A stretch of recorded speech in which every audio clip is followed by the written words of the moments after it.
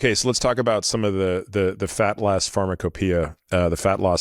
So I have friends that swear up and down by carnitine, L-carnitine. I think they inject it. Is that so? Tell me about that.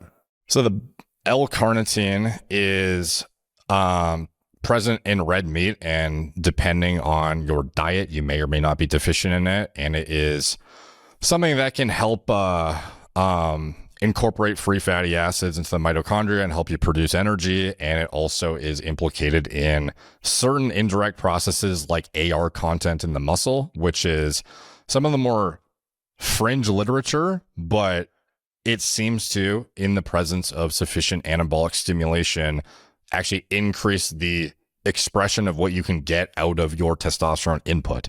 So this is the main reason why people I know use it, and presumably why a lot of people use it that you know too, is it's often advertised as get more out of less androgen, essentially. But does this work if you are getting sufficient carnitine in your diet?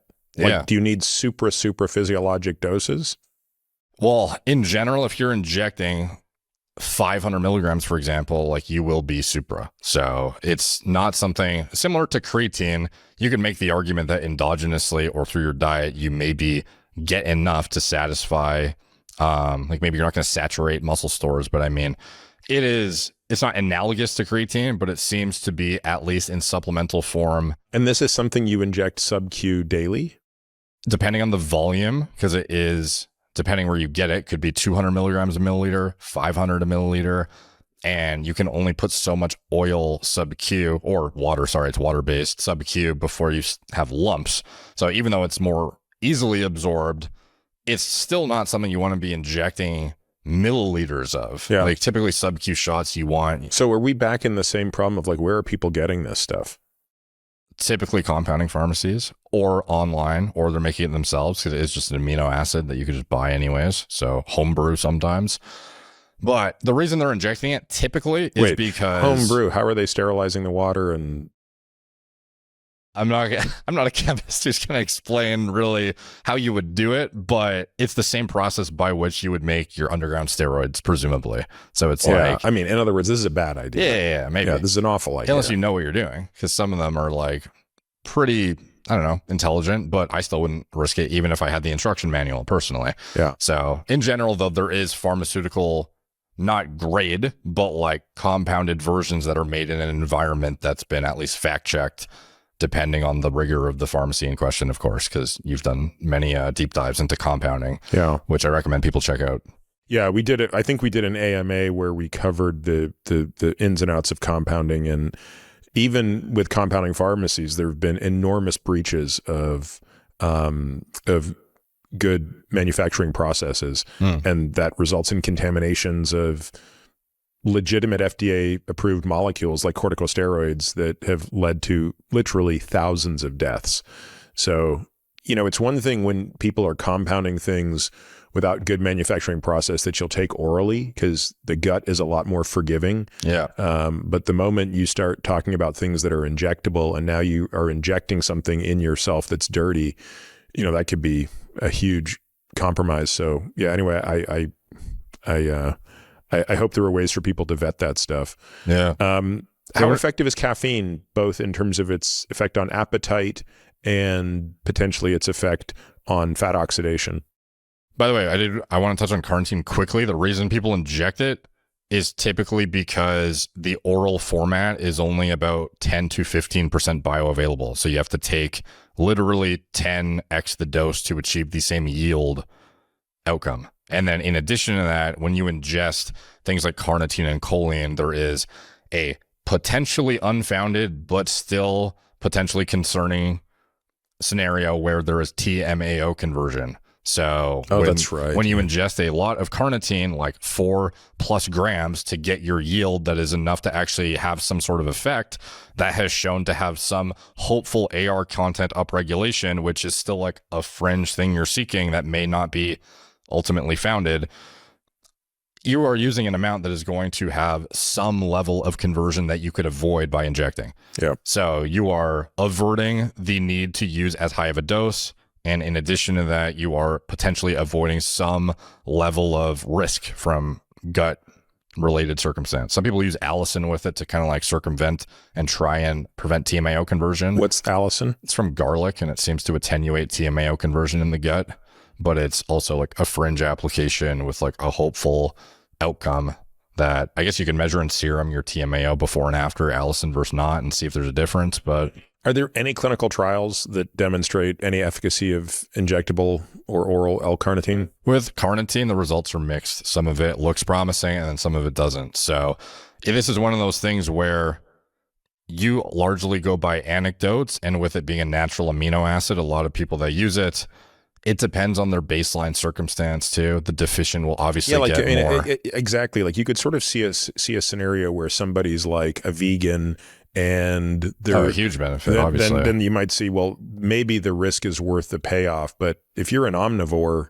who happens to eat red meat, I don't know, maybe it's less so.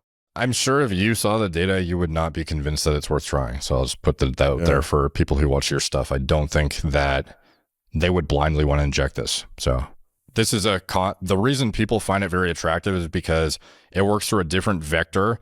People anecdotally have seen muscle growth outcomes on the same dose of anabolics or lesser so, and grow leaner when they use it. So it's not like there's literature to show when you're on testosterone plus carnitine, you get better results than just test, but that's what people claim and seems to be at least somewhat reproduced anecdotally. But, you know, that's speculative. I would not hang my hat on that and be like, I recommend for sure you take this. So just putting that out there. I don't think it's a potent fat burner by any means, which is like the subsection we're kind of talking about. As far as caffeine, super reliable. One of the best things you could do. You know where the data lies for upper tolerability and safety. I think the FDA even has like a threshold amount that they say you're good to take. It's like 400, which is pretty significant. And yeah, you can get some level of increased energy expenditure from that, but largely the benefit from the stimulant category, I would say, comes from the increased energy you have even as you go deeper into a deficit as well. So as you enter into nutrient deprivation territory, it becomes a lot harder to even move subconsciously, let alone actually fuel your everyday activities. So I'm not to say you should become a caffeine addict to support your deficit. That's not necessarily sustainable, but it's if you were going to use something to help attenuate an energy deficit or, you know, one day where you need a bump, like caffeine is certainly a reliable way to do it that increases metabolic output, but also reliably increases performance in the gym and has appetite suppressing qualities and has safety data simultaneously. So I would, you know, pretty blindly recommend caffeine for most people short of like special circumstances. You mentioned yohimbine earlier. Yeah. So let's say more about that. So that is a alpha-2 adrenergic antagonist. And when it comes to some of these like adrenergic type receptors, it gets kind of confusing because some of them will have like, even though it's an antagonist of the alpha-2 receptors, it will have stimulatory effects, but contradictory to what you'd expect from a stimulant. It's not vasoconstrictive the same way you might get from a amphetamine or like essentially any other stimulant that works well. So this stuff raises adrenaline signaling very significantly. And there is thought that it could liberate free fatty acids via the adrenergic signaling that you could then, you know, like take advantage of during exercise. Now, is the energy expending component of it worth hanging your hat on? I would say no, but the adrenaline inducing component is substantial enough that some people really, really enjoy the use of it in their training and get a uptick in energy that is markedly different than through a adenosine receptor antagonism, which is caffeine. Yeah. So like it feels much more racy and aggressive than caffeine. And it's almost like a How does it compare to like ephedrine? Ephedrine, I believe, is a beta 2 receptor agonist off the top of my head. I could be wrong on that, but it is less euphoric, I would say, and more like adrenaline spiking. So you feel more like it's almost borderline anxious to a degree where you have a sense of urgency. How long does it last? Yohimbine half-life, can't recall off the top of my head, but it's relatively short-lived. But is it the type of thing that people take for the workout when they're in calorie deficit? Typically, you would take it before cardio or before training is the typical application. But interestingly enough, it's also used as an aphrodisiac and can enhance erections, which is weird because you wouldn't expect that from a stimulant. To say. And also, like, that doesn't seem like the right mix of things to be super anxious and, irritable. Sure, yeah. But it has that's one of the things where it's like, is this a drug for you? Because if you happen to get an uptick in performance in exercise performance, and then also you get some sort of uptick in libido and or enhanced bedroom performance later in the day, could be attractive. It is not something that is, I would typically reserve it for a deficit whereby you have tried all standard low-hanging fruit options and you're kind of, okay, now I need to actually boost my energy in some way that is not like I'm at my wit's end for, I can't do more cardio or reduce my intake of calories anymore without it being overwhelming, or I'm just in like a very deprived energetic state, or I got low sleep and I need to acutely modulate it. So I don't use it I wouldn't use it as much as caffeine. Caffeine I would like very easily recommend daily use in a diet. I think this is something that's more use case specific and not as reliable.